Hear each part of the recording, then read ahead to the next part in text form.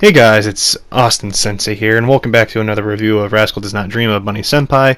I should just say Bunny Senpai next time, but yeah. So, first things first, we see Sakura and Mei. By the way, it's Mei. I've listened to it quite a lot, unlike some certain people think that it's Mai. But, yeah. Basically, we see that him and Mei are forbidden from going on dates again, and just like, oh, okay. Nothing's gonna stop the power of love. Let me tell you. Oh God, that hurt to say, but yeah. So Mei talks about how she'll return the second term of school. This was kind of a flashback, and we see it's the second term, and Sakura doesn't see Mei anywhere, and he's kind of confused. And Sakura goes running, and he sees actually, Mei, and it's actually not who Sakura thought it was, and it's actually Mei's younger sister, Nadako. Or Nadadoka. I'm gonna go Nadadoka. No, I'm not. But anyways, yeah, quite an interesting name. I know I'm not gonna pronounce it correctly, but Mei has basically now transferred bodies with her younger sister, and Mei doesn't rent the place that she has, the apartment. She actually owns the apartment, which I thought was quite interesting. And we see that Sakura actually finally goes over Mei's home finally, and Nodoka is the girl that from the TV interview that we saw a while ago with the idol group Sweet Bullet, that said that she's her biggest, Mei's her biggest idol kind of thing, her role model, and it starts to all fit into place as the episode goes through. But we see Nodoka show up to Mei's house previously and basically stayed over there, and in the morning they swapped bodies, and I thought to myself, this is another Freaky Friday, isn't it? Great movie. Not really, but still. Back to the anime. Basically, they are going to live each other's lives the entire time. They were kind of discussing this, and we see that Sweet Bullet actually has a gig at the end of this month, which is kind of their deadline. They have until the end of the month to figure out how to get back to each other's bodies. So we see Sakura tell Nodoka that Mei has no friends, and I thought that was hilarious. Then we find out Nodoka has no friends either, and it kind of, to see that they're sisters is actually quite funny because they're almost identically the same, but they have the same temper too, which is hilarious. So we see Mei and Nodoka were basically used in this kind of ex-couple, ex-husband, ex-wife kind of proxy war in a sense, and this kind of stuff is, I actually quite like it because you see this a lot. And it's kind of sad, especially with celebrities. You kind of see that they were used for certain things. And I know we see like Daddy 05 before, he was using his kids not the right way. But yeah, this kind of stuff isn't talked about, but it happens quite a lot. I'm kind of happy that I guess they talked about a subject that usually doesn't get talked about. But anyways, we see that Nodoka really looks up to Mei. And that's what you usually see. I mean, being a bigger, brother or sister, you're always going to have your younger ones look up to you, but they're always going to not always like you, because sometimes they're going to be, compared to you 24/7, especially if you're like as successful actually as Mei.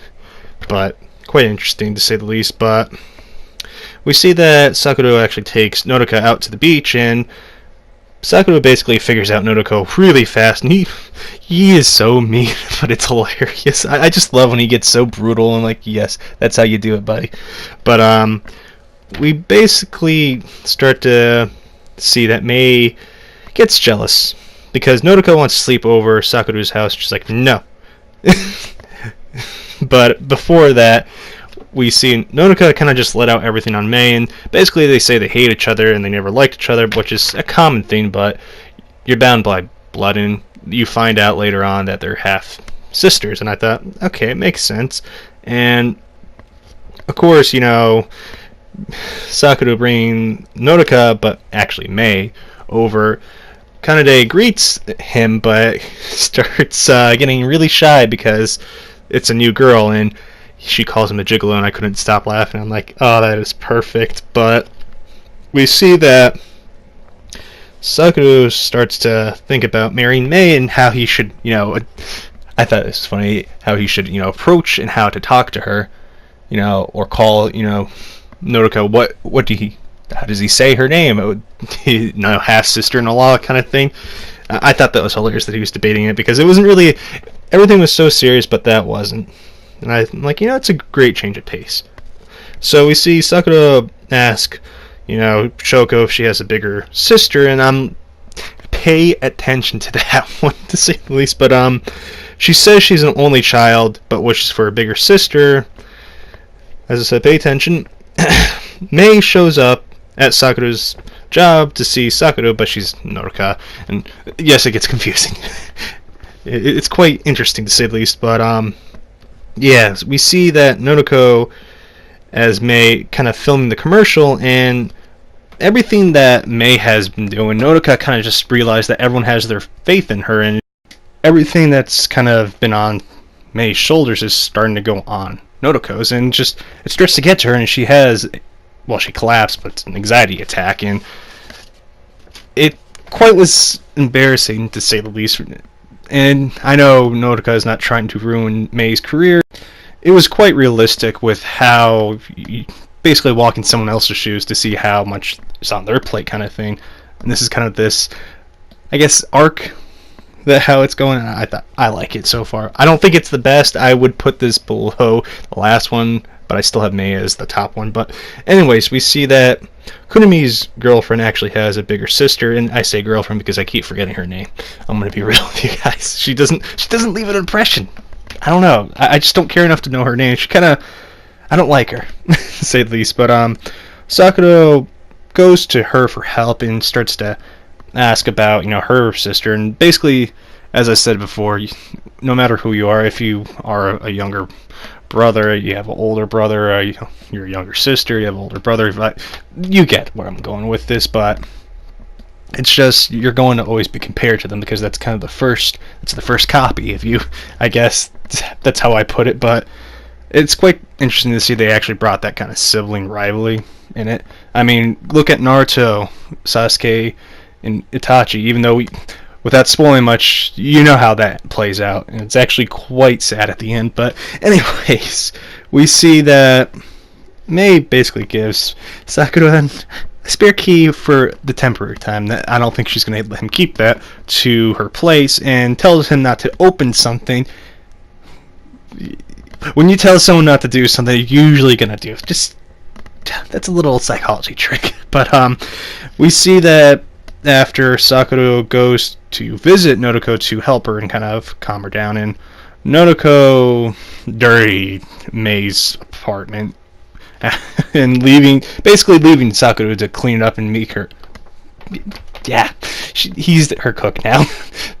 That's how I put it, I guess. But it's quite interesting to see this big contrast between two different people. And yes, Nodoko isn't as popular as Mei is, but just seeing this entire thing shift, kind of, some people can't deal with stress, and no one knows each other's stress until they're in their own shoes.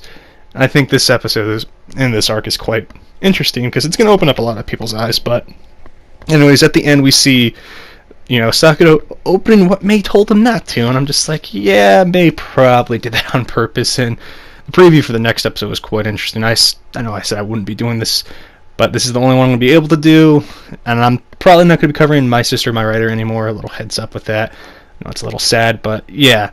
So far, this arc is good. I wouldn't say it's the best arc. I still like Furube's over this one so far. I don't know. I don't care too much for Freaky Friday. It kind of rubbed me the wrong way, and this kind of set up to this style of writing, it gets annoying. And it's going to be annoying to follow. It's not going to be hard to follow, it's just annoying to follow. Especially when you have to talk about it to your friends. I know I'm going to love talking to my Discord like that. Just, wait, who are you talking about? Oh, yeah, her. But it was good to see that Nodoko shows up, and we hear a good amount about Mei's background, and it was kind of building up to this. And it seems that we're seeing a lot of character development in this arc, to say the least. And already now we see kind of Mei kind of open up her other side, her gentler side, I guess. Yes, she is a bit cold, but that's just who Mei is, I guess. But who's your favorite sister, Nodoko or Mei? Tell me in the comments down below. But anyways, guys, this is Austin Doctor signing out. Peace.